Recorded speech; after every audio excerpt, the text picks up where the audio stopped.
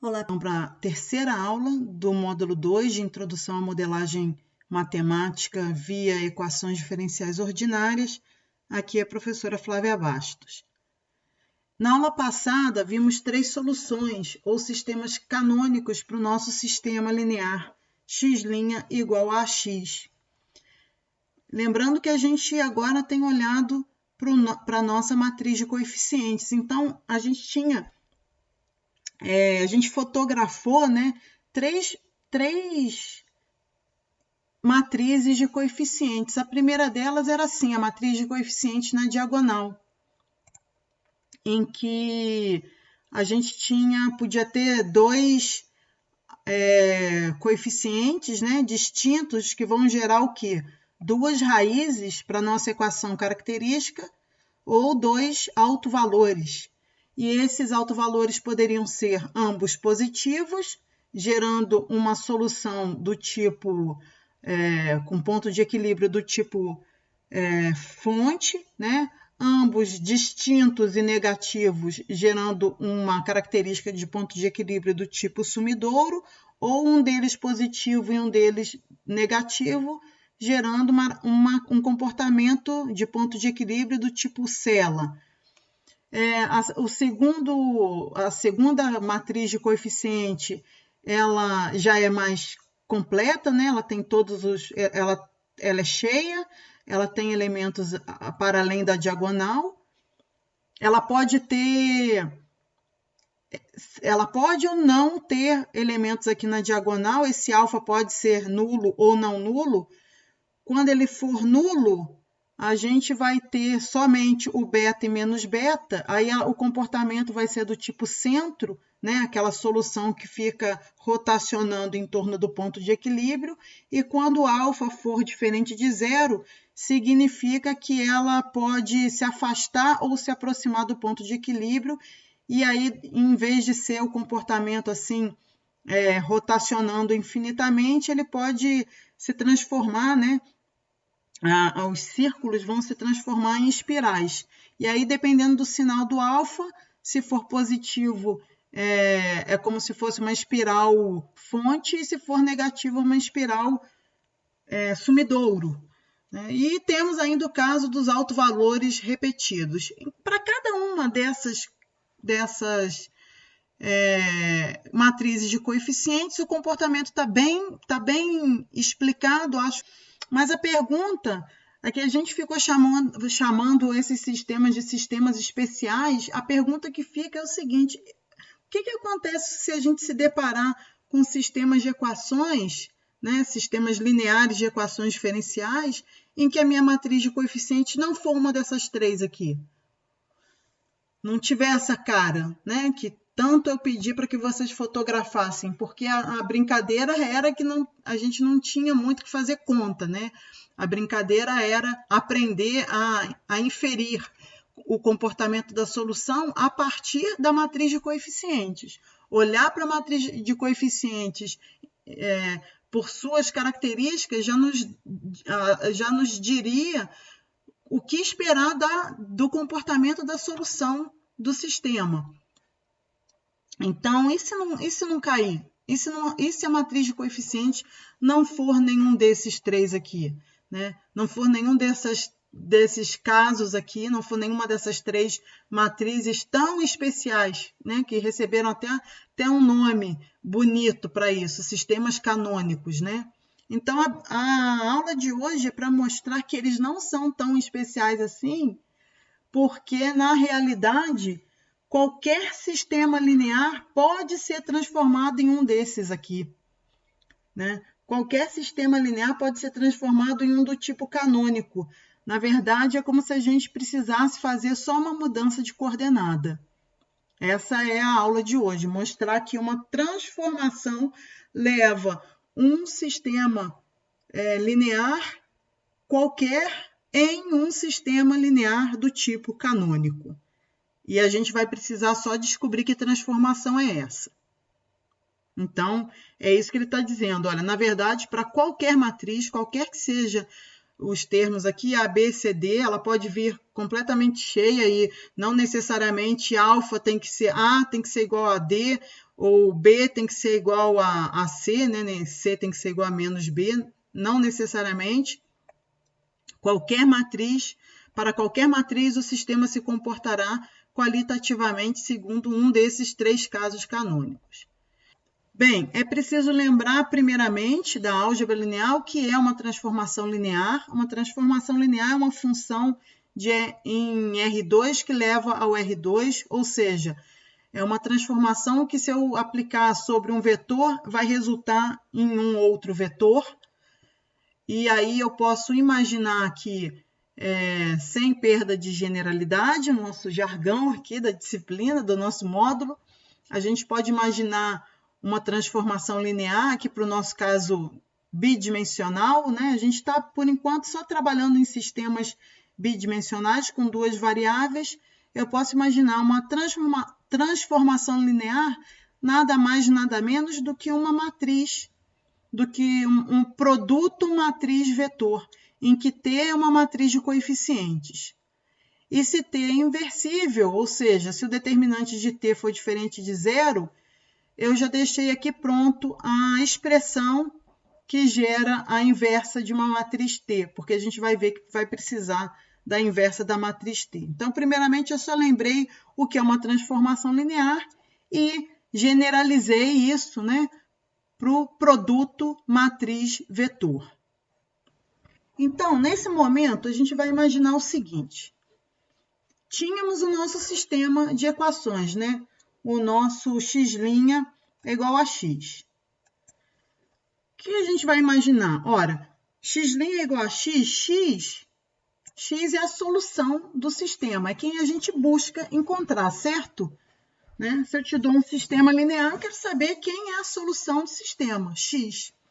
Agora, imagine, né? Suponha que x é resultado de uma transformação linear. Imagine que x é a transformação de uma outra solução. X é um vetor, né? Quando eu falo assim, x é a solução do meu sistema. Se é um sistema bidimensional, essa solução aqui é um vetor, né? A gente está procurando um vetor. Na verdade, ele é o vetor que tem coordenadas x e y, porque a gente está falando de um sistema bidimensional que tem suas variáveis x e y. Então, essa solução nada mais é do que um vetor de coordenadas x e y. Imagine que essa solução, esse vetor x, é, por sua vez, uma transformação. Quer dizer, existe um outro vetor y que, quando eu pego uma transformação t, que eu não sei ainda que transformação é essa, mas deve existir uma transformação t que, aplicada em y, leva a x. Tá? Então, você vai supor isso. Você vai supor que x é a transformação linear de y. Então, olha só. Se x é a transformação linear de y, quem é x'? Se x é ty, x' é ty', correto? Se x é ty, quem é x'? X' é ty'. Lembrando que t é uma matriz de coeficientes, então eu não derivo, né? A matriz de coeficientes é constante. Então, x' é t, que é constante, y'. Ora, mas x' não é ax? Então, x' também é a, e no lugar do x, ty. Tá? Então, eu escrevi o quê? Essa primeira equação aqui. Agora, você vai fazer o seguinte, vai isolar o y'. Se eu quero isolar o y' e eu tenho uma matriz pré-multiplicando ele, eu preciso pré-multiplicar ambos os lados da equação pela inversa de t. Então, quando eu pré-multiplicar aqui pela inversa de t, vai ficar t inversa t, vai dar a matriz identidade, eu não preciso escrever ela aqui. E do lado direito da equação, eu também preciso pré-multiplicar pela t inversa. Então, ficou t inversa AT, aí eu coloquei entre parênteses aqui, como se eu quisesse separar esse sanduíche de matrizes, né? Esse sanduíche de matrizes, e ficou meu vetor y do lado de lá. O que eu fiz aqui? O que eu percebo aqui? Que eu tenho um novo sistema. Um novo sistema de quê? De equações diferenciais. Porque eu tenho do lado de cá y' e do lado de cá y.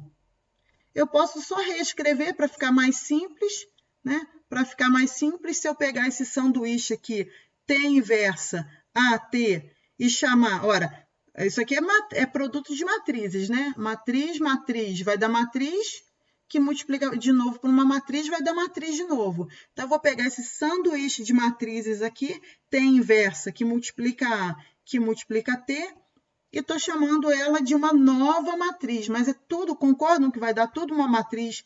Isso tudo aqui são matrizes de coeficientes, que no final das contas resulta numa nova matriz de coeficientes.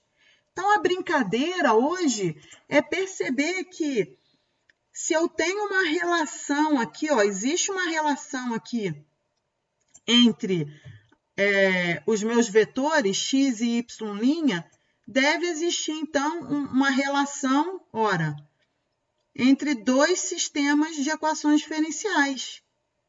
Existe uma relação entre dois sistemas. Que relação é essa? Está aqui, ó. Qual é a relação entre o meu sistema original, x' igual a x, e o meu novo sistema, y' igual a by? A relação está dada aqui, ó, nesse sanduíche, que depende de uma transformação, T. Então, se eu conheço a solução desse novo sistema, y' igual a by, se eu conheço y, eu conheço a solução do meu sistema original, x. Se eu conheço y, quem é a solução do meu sistema original? X, que é ty. Então, a proposição é, ao invés de considerarmos o sistema x' igual a x, vamos considerar esse novo sistema, y' igual a by. E a proposição é procurar uma transformação que leve nesse novo sistema um sistema canônico. Eu quero que esse meu novo sistema seja um sistema canônico, um daqueles que eu sei exatamente qual é a solução. E que seja o quê? De fácil resolução, né? A pergunta agora é, que transformação é essa? Que transformação é essa? Se eu souber que transformação é essa, que me faz sair de um sistema, né? Que me faz sair de um sistema x' igual a x, em que A não é uma matriz canônica, e me leva num novo sistema, y' igual a by, em que B é uma matriz canônica, aí tá fácil. Eu só preciso saber, então, quem é T. Quem é T? Que transformação é essa? Tá? É o que a gente vai procurar. Mas é verdade, existe isso. E a boa notícia, né, como esses slides aqui foi o professor Rodrigo que preparou, né? E ele fala numa linguagem aqui bastante esperançosa, né? A boa notícia é que é fácil provar que isso é sempre possível. Vamos lá, vamos começar a procurar a transformação, né, que faz a gente trocar, tá? É como se eu quisesse trocar. Eu tenho esse sistema aqui, x' é igual a x. Só que essa A aqui não é canônica, tá? Essa A não é canônica. Eu quero levar isso aqui num outro sistema linear, num y' igual a b, y, em que B seja uma matriz canônica, né? Para eu fazer isso, eu preciso encontrar a transformação. Eu estou procurando ela. Quem é essa transformação? Aí ele vai começar assim, olha. Imagine, tá?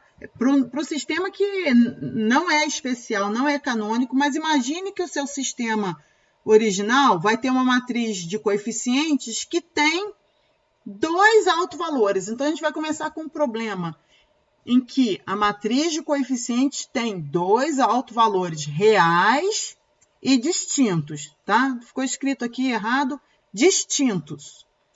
Vamos começar com esse problema.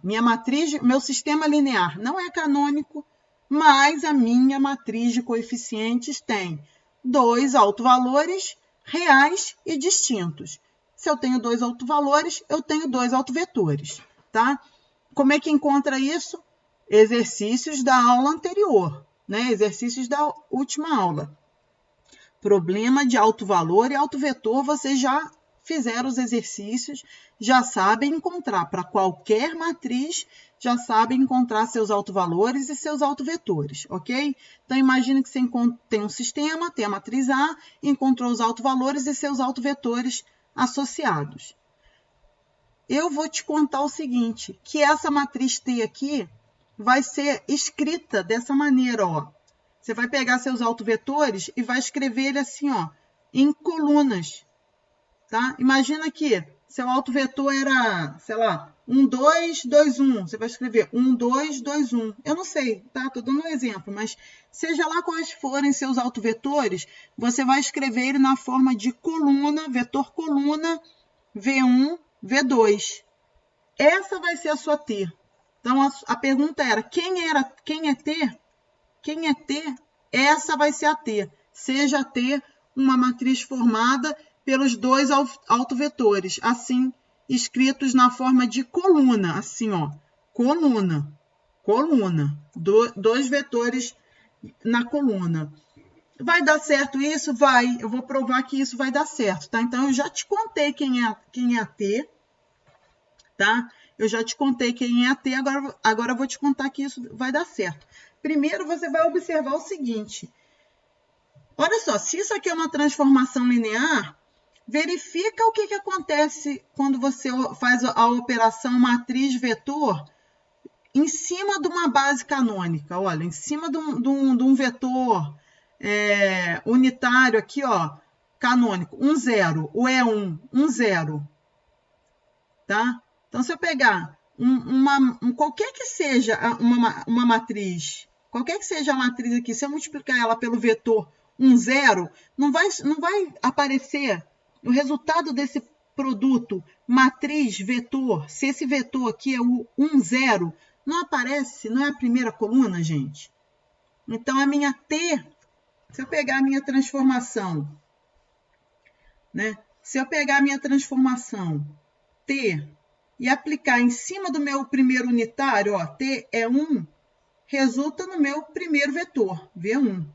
E se eu fizer a mesma coisa em cima do E2, se em vez daqui eu escrevesse 1, 0, eu escrevesse 0, 1, ia acontecer a mesma coisa. Só que a mesma coisa não, o inverso, né? Ia sobrar quem? A segunda coluna. Então, T E2 é igual V2. Então, eu aprendo a regrinha aqui, ó. Que regrinha que eu tenho aqui? Que T, agora eu vou escrever aqui com os índices.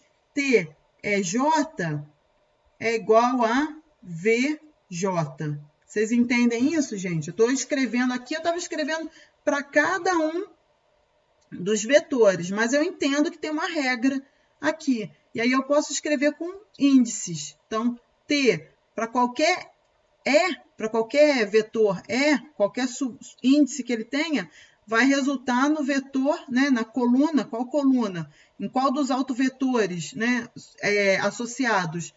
No V, com qual índice? No mesmo índice que eu apliquei na base que eu apliquei. Se eu apliquei na base 1, eu encontrei o V1. Se eu apliquei na base 2, eu encontrei o V2. Então, se eu aplicar na base J, eu encontro o J, VJ, certo? Então, estou escrevendo assim, na forma de uma regra, ok? Assim como eu escrevi que T aplicado na base me dá o vetor, eu posso inverter a brincadeira, posso, né, deixar o E aqui e isolar o E. Então, quer dizer, pré-multiplica pela inversa. Olha o que ele fez aqui, ó. O E1 é o T inverso V1 e o E2 é o T inverso V2. Posso escrever de maneira, se eu preferir, eu posso escrever aqui inverso, né? O EJ é o T inverso VJ, tá? Então, guardem isso, essas duas relações aqui que eu vou precisar delas. Por quê?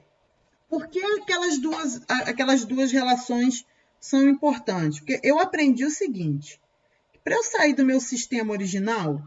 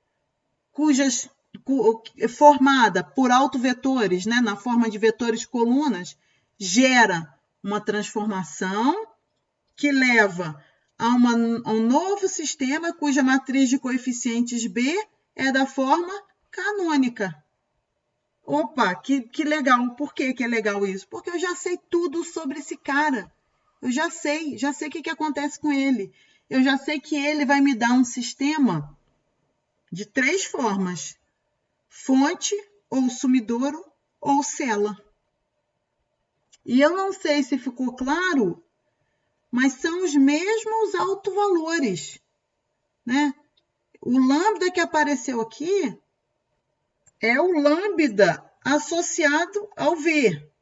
V não é autovetor de A, então lambda é autovalor de A. Então, os autovalores de A também são autovalores de B. Moral da história, eu nem preciso me preocupar em encontrar autovalores de B.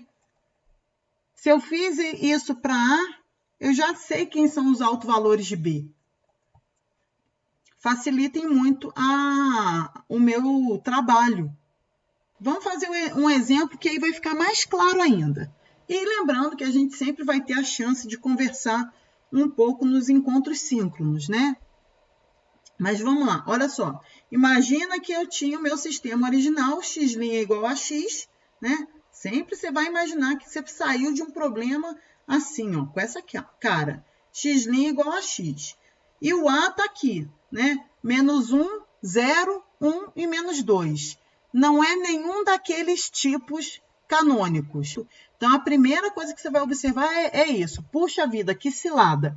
Me deram um sistema para resolver que não é um dos sistemas canônicos. Porque se fosse, eu ia ter confiança que eu já saberia o comportamento delas só de olhar para A, né? Mas não é. Mas tudo bem, que agora eu já descobri que mesmo não sendo um dos sistemas canônicos, existe uma transformação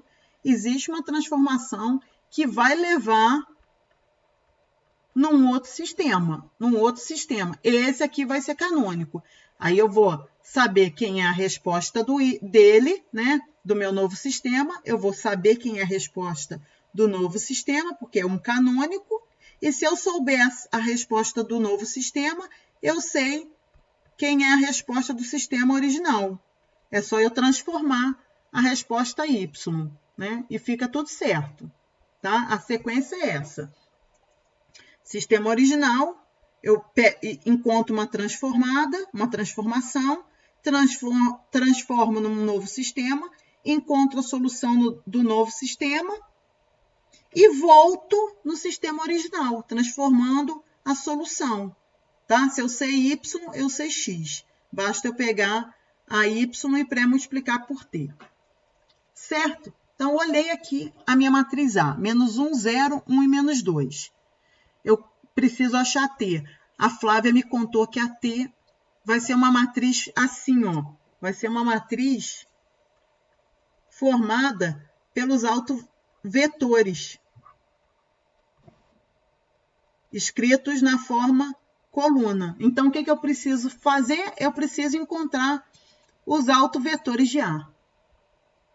Para encontrar autovetor, eu preciso encontrar autovalor. Como é que eu encontro autovalor? Eu escrevo a equação característica da minha matriz, né? Lembrando, o que é a equação característica? Você pega a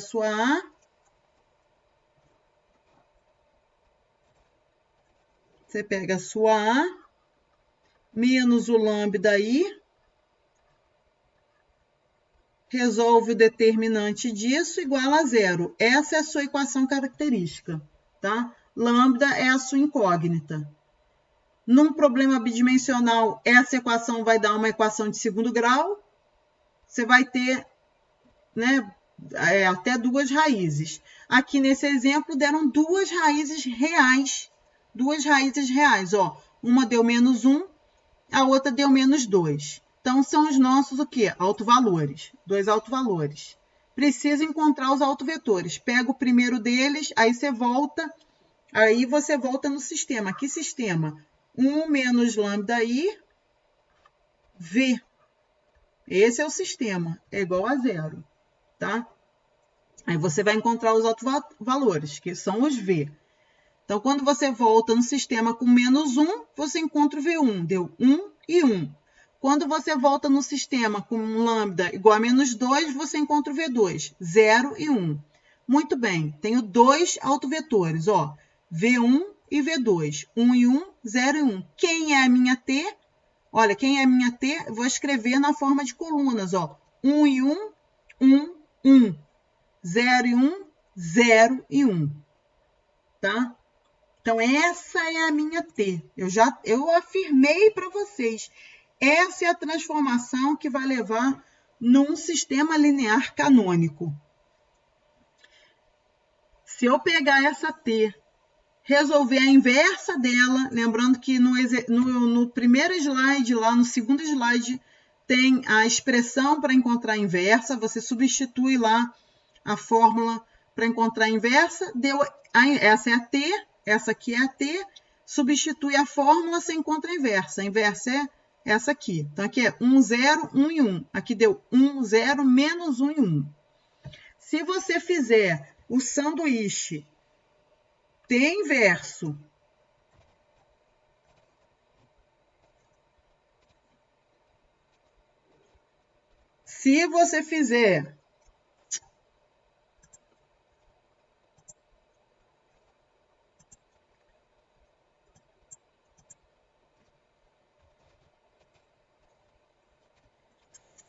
se você fizer o sanduíche T inverso que multiplica A, que multiplica T, você vai encontrar a matriz de coeficientes do novo sistema, tá? Então, pega a T inversa, multiplica A e depois multiplica T. Encontrei a B. Olha a cara da B.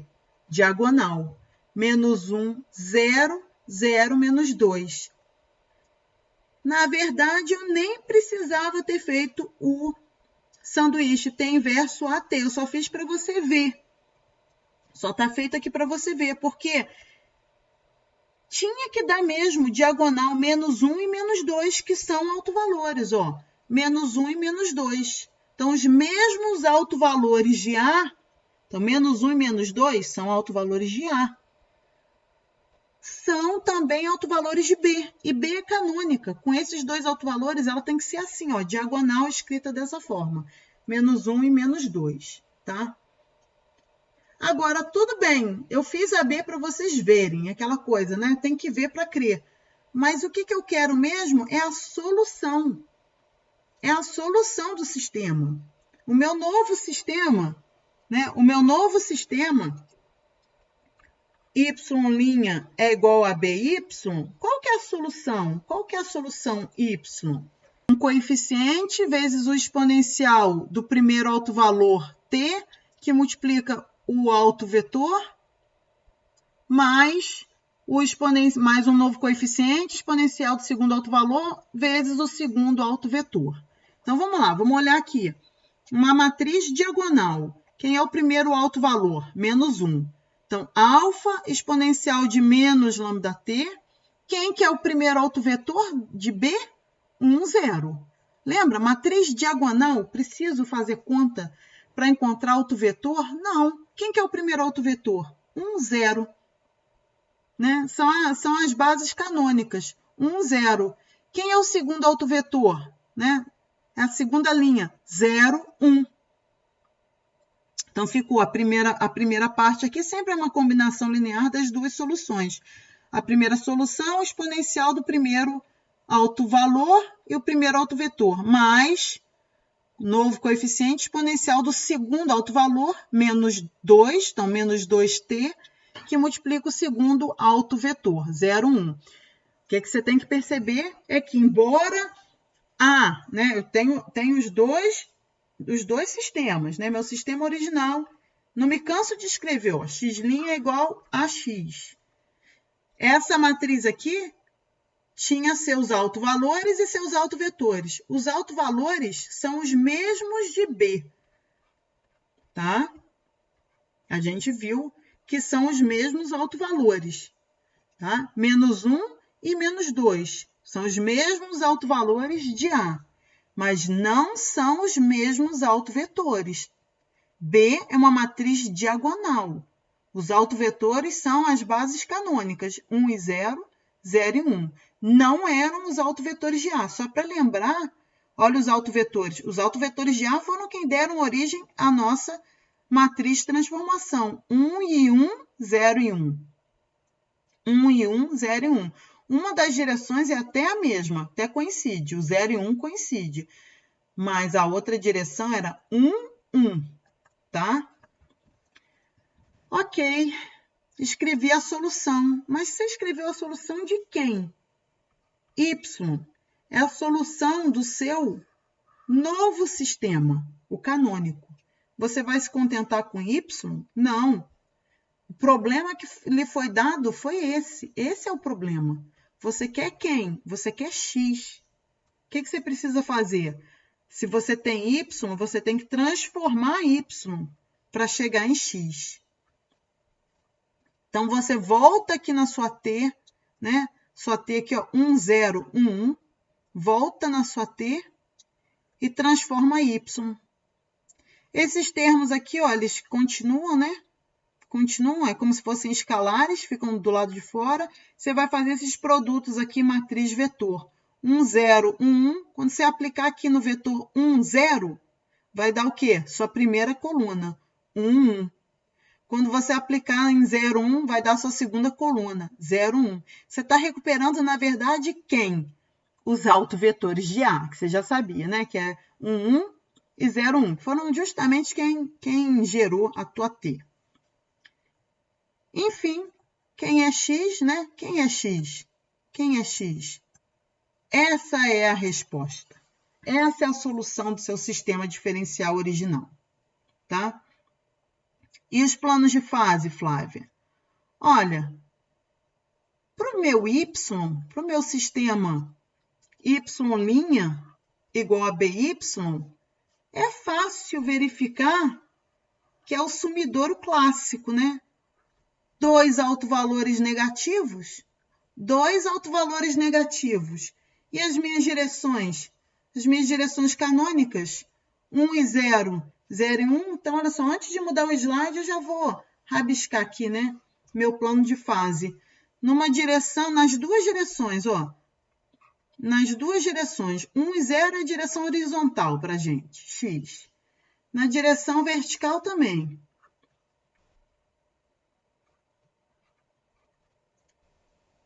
Então, as minhas duas direções aqui, ó, 1, 0, 0 e 1, estão associadas com autovalores negativos, menos 1 e menos 2.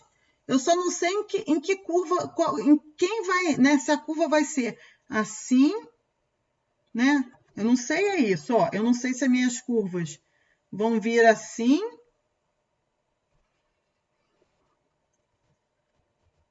ou se vai ser assim,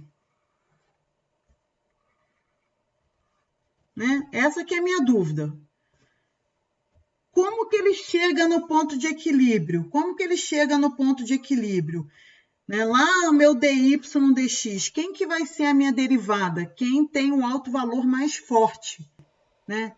Menos 1 ou menos 2? Menos 1 é maior do que menos 2.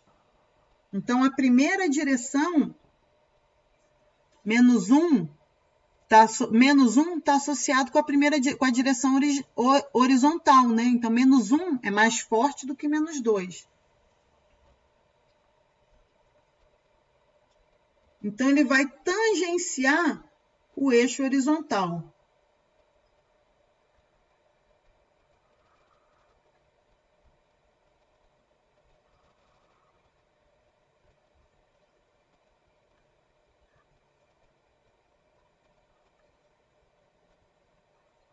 Então, essas que vão ser as minhas curvas, tá? Isso é para o sistema canônico. E no sistema não canônico, né? Ora, ele é associado a esse, tá? Então, primeiramente, se eles estão associados, é uma coisa parecida, tá? Você não pode imaginar que um vai mudar muito de comportamento em relação ao outro. Senão, nem faria sentido a gente ficar analisando um para abstrair para o outro, tá bom, gente? Olha só, vamos olhar para o outro.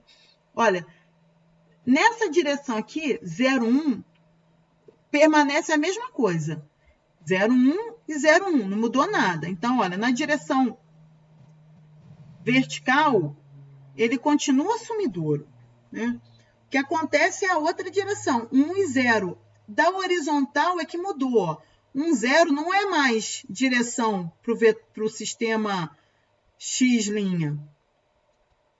A nova direção é como se ela tivesse a 45 graus. Então, é como se eu tivesse girado o meu sistema, tá? Então, todas essas curvas giram também. É como se elas fizessem isso aqui, ó. Tá? Como se eu entortasse o meu sistema. Obviamente que eu me esforço, mas eu não chego nem perto do gráfico aqui plotado com algum auxílio computacional, tá? Mas é mais ou menos o que eu queria, olha. Então, esse aqui é o meu sistema canônico, né? Vou colocar o meu pertinho aqui, né? E esse aqui é o efeito que essa mudança de variável t gera no caso de um sumidouro real.